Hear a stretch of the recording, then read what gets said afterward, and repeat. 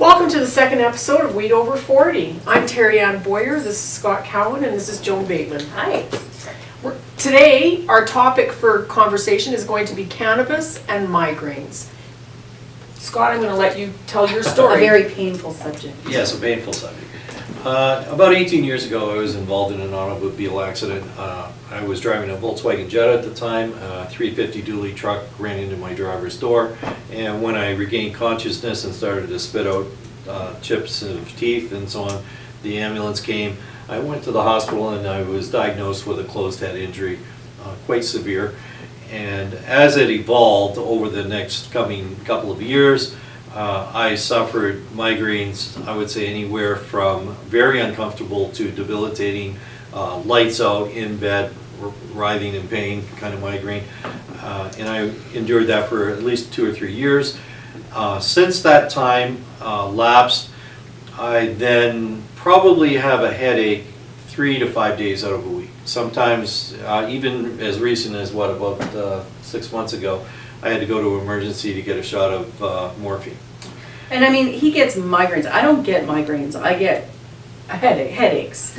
And you, I don't know, do you get migraines? I've had migraines. Yeah, Right. yeah. So when I started using cannabis, my migraines left. So I mean, I'm not going to tell my story on that, but I understand Well, you know, his story on that. Well, the whole thing is that my wife talked me into trying cannabis, and I was a staunch anti-cannabis. The one thing my parents did well is injected into my brain that drugs and so on are taboo. Yes. And we Which talked is a stigma which we really have to get over. And the thing is that cannabis is a plant, and it's a substance like any other, and we don't have a problem. Actually, it's not a substance like any other. I don't mean to disagree, but it's absolutely not like any other, because everything else that we have for substances, created. No, it doesn't do as much as what we are finding that cannabis and its constituents do. Exactly. Like And it's because of the endocannabinoid system within the plant and within our body. And we were just talking, why don't you kind of flesh that out? Well, it's kind of funny because I'm reading about, I was trying to figure out this endocannabinoid thing. There was just a question I've had for a long time. Like, I understand all of this, but at the same time, there was things that I was like, well, I don't get that. So the thing I didn't get was that we have an endocannabinoid system within our body, but it's called endocannabinoid cannabis. But for some reason, we have something that's already there, and I couldn't figure out where that came from. So anyway, I looked up the origins of the word. The origins of the word came in regards to they did an initial study. Somebody was doing a study a long time ago on rats, and they were trying to figure out how the THC worked within the rats, just to kind of bring it down to small points. And in that, they figured out that the way that the THC was working in the rat was through a system that was throughout this rat's body. And so they labeled it the endocannabinoid system. And what it is a system of receptor sites, like within our brains and within everything in our body, except for it's not really in our lungs or our heart. It's in our central nervous system, and it's in our immune system, in our glandular system, our hormonal system, and it's all throughout our body, and it's at the gateways to all of the other systems. And so what it does is it has like little keys and locks, and basically they fit together, so we have substances that go in, turn the key on and turn the key off. And that's kind of how the system works in a nutshell. So what you're I like saying, the key on and key off analogy. That makes it easier to see visually in your mind. but what you're saying is the reason that cannabis worked for me and cured my headaches is because I'm a lot like a rat. No, we're talking. Okay, well, carry on. But he is kind of. No, I'm just Oh, by the way, we're not doctors and lawyers here, so don't sue dirty us. We're rat. not prescribing or diagnosing anything. Yes, we've said this before, but maybe we should quickly say the legalese before I get too much in it. So we're here to Don't sue me. Yeah, don't sue us, right? We're not physicians. If you wish to explore this as an option for yourself, find a doctor in your area that is in tune with using cannabis and explore it that way, right? We're here for informational purposes only. Yeah, you know, just like anything else, if your doctor prescribes something, I encourage you to look it up and really know what you're talking about or what they're giving you anyway, because You it have doesn't to matter what it advocate for is, you yourself. have to be your own advocate nowadays, Well, because and just for there's just so reference, much. my doctor prescribed Demerol at the beginning and then morphine, and I prefer to vape. Right. So, So you advocated Because for yourself, you found I- out what you I needed, don't- and then you. I don't walk around half loopy when I'm doing my job if I vape a little bit to get rid of the edge off my headache. Mm-hmm. But if I'm dropping some Percocet, I wouldn't want to be working around heavy machinery. Right, Or well, driving. there's a difference between using cannabis responsibly. Oh my goodness, did you know that really could be a concept? And medically, the stigma is that we're all just a bunch of stoners if we use it, right? Right, And but that's no, not you happening. can use it responsibly. Microdosing for medical purposes is a thing, Yes. right? yeah, And we're so- not here to encourage you to get high on the weekend. Although, if you want to use it Recreationally, recreationally, that's that's a whole fine nother too. topic. Well, we can clear that up with the Prime Minister. I mean, that's kind of Soon his, it's happening. that's what he likes to do in his off time, so, Yeah. Yes. Well, when you say microdosing, that's the really interesting thing. This is something that I find extremely interesting about cannabis and cannabinoids.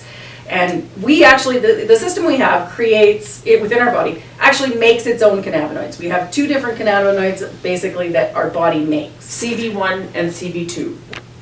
So those are actually the receptor sites. CB1 and CB2 are the receptor sites Okay. within the endocannabinoid system. What the two cannabinoids are that we actually create in our bodies are, they're long names, but one is anandamine and another one is AEA, which is, that's the anandamine, sorry, or a 2AG. So 2AG and AEA are the two that we make within our bodies. And they're very similar to THC and CBD. So THC and CBD work very similar, and they fit into the locks and Unlock the keys keys. the same way that the ones that we have are made, Right. are within our bodies. So that's why it's so interesting. But there's also so many other little things that work along with that system, and that includes things called terpenes, Right. which there's like, I think, 400 different terpenes. They haven't even, Identified identified all of them yet. But all of these terpenes, and they're the things. Terpenes are the things that are in aromatherapy. Terpenes are the things that everybody says. Like lavender will make you sleepy, and chamomile. All of not chamomile, but things like in wine. Like when we talk about wine, we talk about the oaky or the smells. All of those things are terpenes, and they work differently along with all the receptor sites and the keys. So if you have ones that like those terpenes that will sit in those same spots, they take up part of that receptor site. Does that make sense? Yes. And the more often you smoke, the more your body creates these. Right. This is really interesting because he, at first, I gave him some and said, here, try this for your She would hit headache. that vape like 3 or 4 times and say, that's enough for me. I can't do it. And I'm hardly any. at 10 or 12, and she says, how do you feel? And I said, I don't feel anything. And Nothing. Which is very Which, strange. all of the sudden, I had this great catharsis. I felt nothing. You didn't For the recognize first that time you, in years, I was pain-free. Completely. and you didn't recognize that right away. I've become used to being in pain. Right. Now, there are people who actually do not feel anything at all. I know you said it's strange, but it's not. So sometimes people will be like, it doesn't do anything for me. And you do hear people say that. Yeah, and I mean, at first that's what was going on with him, but the thing he noticed is that he wasn't in pain. But he Right. still wasn't feeling any psychoactive effects like you would with THC. Yeah, so Now, I the could have stuff- got out and did any work and as per normal. The strain that I gave him was one that had, a balance. So there was THC and CBD. Now, CBD is the one that doesn't really cause any psychoactive effects. It's more working on the other receptors in our body, like anti-inflammatory, that kind of thing. And I mean, lots of other things too. But it's not the psychoactive effects like THC. There's a whole lot of other ones that are there, CBGs, there's that we could get into. But the basic of it all is that it doesn't have any psychoactive effects. So he was feeling the effects of the CBD, but not the THC. Well, and also the CBD will counteract the effects of THC. Exactly, Depending on your ratio. right. That's a whole nother formula that we'll get into on another episode. But it's interesting to know in relation Right. to migraines, Right. right? But So- it's important for the novice to understand. I was approaching it when you introduced me to this, is that you wanted me to smoke dope and I would get high and then I wouldn't have a headache. And that is not And he what really this was. is about. He was like Right. actually angry It's with you. nothing. He's like, And you've got 15 years of background in psychological training and working in the Alberta Hospital, Ponoka. So it's not like you haven't seen this kind of thing before. correct, yeah. So the bottom line is I was expecting that somebody would, or you were trying to talk me into drug use. Well, and it's interesting, in all that experience that I've had at the hospital, I mean, we were telling people that that was absolutely an awful thing for them to be doing, that they were wrecking their programs, their mental health programs, by infusing themselves with a drug, right? I mean, that's the And you were stigma. probably teaching them that this was the big, like. That was part of it. You were following the whole cultural protocol that we had at that time, reefer madness, and like it was a gateway drug and downhill, slippery slope down Exactly. and everything. And it's a psychoactive drug, so they were messing with their psyche, right? Right. So, yeah, it was something And that all of we the were. drugs that are in use today are the same drugs they use like 10, 20, 30, 40 As far years as ago. medical, For- yeah. I mean, in psychological. a lot of them are. Well, in the fact, what people need to understand is you've had 15 years of extensive experience at Alberta Hospital, Ponoka, in the psych wards and so on. So she does know a little bit about what she's talking about in this regard. And when she began to say to me, you need to try this, I was very resistant because it smacked in my mind of, you just need to go and get high. Right. And again, we touched on this earlier, but that is absolutely not what we're talking about Right. whatsoever. And I just want to get back to the fact that we think that it's not going to, that it didn't work with you otherwise, like you weren't getting the Right. psychoactive effects. well, and the thing is like I was pain-free, and I didn't have any feeling of being high or anything of that Right. nature. So I could have went right back to work, and Which and is especially if I was like operating heavy machinery, or like say I'm in the oil field and other people's lives are dependent on me not making a mistake. I would much rather be working with somebody that had just had a couple of vapes than I would somebody on Percocet. However, it's affecting you that way, and may not affect somebody else the same. That's the legal issue that we're getting into, right? Yeah, so that's part of what's gonna be, the employers are gonna have to look at this with their employees in the workplace. And I think there's going to be different industry protocols. And not everybody reacts the same way. You can have more than I can. I can't drive if I've Right, had I 3 or could 4. never, Right. how much he took before his headache was gone was, I would have been flat out for the next day, or that night. But my point is, if I go and have 2 or 3 cocktails, I'm at my limit. Right. Somebody else could have a dozen and you'd never know they had a drink. So this is the dichotomy in the workplace. How much is too much? How much is too much for you? How much is too much for me? And how are they gonna handle that? I mean, you've done some research on Yeah, that, so they don't know. I think the short answer to that is they don't know, Yeah. right? The long answer is they are trying to come up with a baseline like there is for alcohol, right? 0.05 for alcohol currently, Right. right? Different numbers are being tossed around for THC. But my point is though, it's very easy to say even zero tolerance, be it for alcohol or for THC, but they don't say you can't pop a pain pill. They do not, right? Exactly. And yes, I firmly believe that somebody is probably more affected, impacted, stoned, if you will, on 2 Percocet or 2 T4s than they are if they've had 2 or 3 puffs off a vaporizer of a mid to low THC product. And that is on a sliding scale as well. I mean, and that's because of the fact that our endocannabinoid system can be dysfunctional. So some people can have a system that really doesn't work at all to begin with.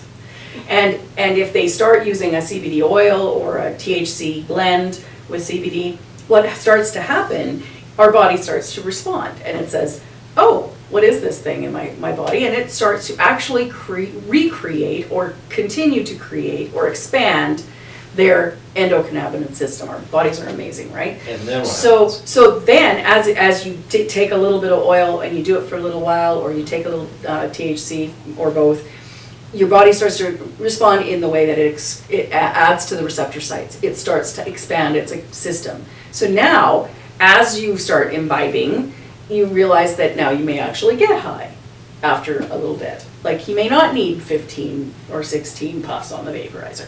He may only need a couple. Right. But that's because our Because- system responds to that whole, which is amazing to me. He's healing himself. That's the cool thing. It's very homeostatic, right? So the whole point of the endocannabinoid system is to make your body back into a balance. To take something that is out of balance, whether it's hormonal, anti-inflammatory, pain, and even as much as like painful memories. It can actually work on the memory system. So people with PTSD, all of those things. I was just floored when I started reading the research on that. It can actually work to remove memories. That's because our bodies respond to memories physiologically, and we don't really understand And that. yet, there's research to show that that it's beneficial to early stages of Alzheimer's or Correct. slowing down the progression of Alzheimer's because it will help with the memories. So I think that it knows brings how to it back work. into balance. Right. Exactly. And it does that through the whole rest of our systems. Our systems are very much interconnected, just like everything else in the world, right? So, I mean, our bodies are a little miniature system of the world. Things are connected. And if you can bring them back into connection and bring them back into stability so that the balance is there, then things work properly. Anytime something is out of balance, something else is not going to work. So it's incredible to me how many different things these compounds will But do. and what, now, before this sounds too scientific. It's the not way a you were- panacea. The way you described it to me, it just meant that cannabis affected so many different areas and reactivated and brought into balance so many areas that the body itself would then begin to heal all these numerous ailments and diseases. And that just sounds a little bit like, I'm a medical person, so that sounds a little bit to me like a panacea, snake oil, right? And it's not that. What it is it's something that is recreating something that our body already has, like your heart and your lungs and all those things. They work all on their own. We don't think to ourselves, I I'm need to gonna breathe or Right. whatever. And that's the same idea behind this. It's happening anyway. And so there's something that's bringing everything back into balance, and it's throughout your entire body, just like the lymph system. There's little lymph nodes all over your body helping with your immune system. Well, these work along with that. It helps with your immune system. Well, and isn't that what we're always looking for when we're looking for things that are going to heal us, right? Especially when we're looking towards a more natural product, not a man-made pharmaceutical product. Mhm. We always use the terminology to heal us, to bring us back into balance. Correct, yeah. And it's interesting because they have created synthetic versions of THC. They don't work as well. No, exactly. They can't make them work as well. And then there's people that say that, you can just use CBD, and I'm not one of those people that believes that. I think that there is what's called an entourage effect. That's a word that's being bounced around, or a term that's been bounced around. And the entourage effect means that it works with the terpenes, with the You need to have the enzymes. full profile of Exactly. the THC and the CBD. It's like taking apart something we really fully don't know yet. Right. It is, right? Well, and what's going to happen as they are spending more money on studies, we're going to be able to clearly identify which strain works for which ailment. Yeah. And we that's haven't been able to super do the interesting. studies yet because it hasn't been legal. It's been a But- catch-22, But right? in the since 2014 or something, I think it was, I read a study, it's in my mound of papers here. But it's literally to the point now where there's 2 studies being done every hour. Because it's becoming more accepted, we're on the Yeah. verge of legalization, medical marijuana is legalized, so Which is therefore, exciting. the research has been able to grow exponentially because Right. it's not illegal anymore. Yeah. Right, and so they can access the money, the tools, the personnel Yeah. to do these studies. Exactly. And keep Which is so and keep exciting. in mind that it takes mountains of money to get this all cut and dried and so-called scientifically or medically, in place. Whereas what's been happening over the decades is that the illicit users have been benefiting by Yes. virtue of just using the stuff. And this is why we know so many different problems are affected, and we're not gonna use the word cure because God knows I could get sued for Yeah, that. you definitely, well, it's not a cure either, But it helps. I know that my headaches are better, right. and I don't care. Well, and you know, your And you pain know. has And my been pain is cured. better, yes. And we could give you hundreds of stories that we've Yeah. come across of people in the same position. We just can't yet identify which strain works on which ailment at what time. And the that will best. come, And right? that's It's coming. rapidly, I think, because of opening up with legalization. Yeah, and it's, the thing is there's gonna be so much information to disseminate and to go through, because like I said, there's so many different studies being done now all over the place.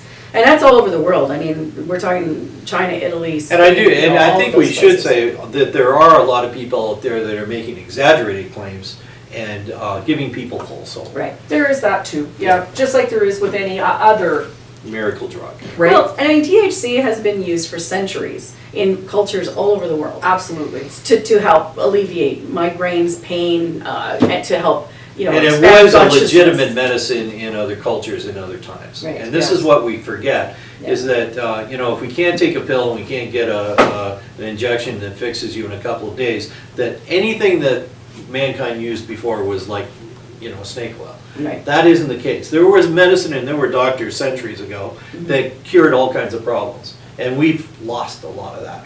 And THC and cannabis is one of the things that's still around that we can point to that has wonderful effects used appropriately. Well, and ironically, it's still around, but we actually made it awful for ourselves because we took it out of the equation when we could have put it back into the equation. Yes. And the reason it got taken out of the equation was because it was a cultural stigma. It was a cultural stigma. You know, a lot of the influx of Mexicans into the country and that kind of thing, they started saying, oh, well, you know, they use it all the time, so it must be bad. And then all of a sudden, it was something that they said, yeah, no, we're not allowing anybody to have it. There was prohibition, which then halted It was all a of the political, beautiful cultural benefits move, we could have had. right, back in the 30s. Yes, Right? yeah. It was driven by political and cultural forces. Which is where we get the word marijuana from, right? Yes, and that's why it's actually a racial slur to use the word marijuana now. It's cannabis or, I mean, weed isn't a bad thing or a pot isn't a bad thing, but marijuana is an actual cultural slur because that's where the word came from.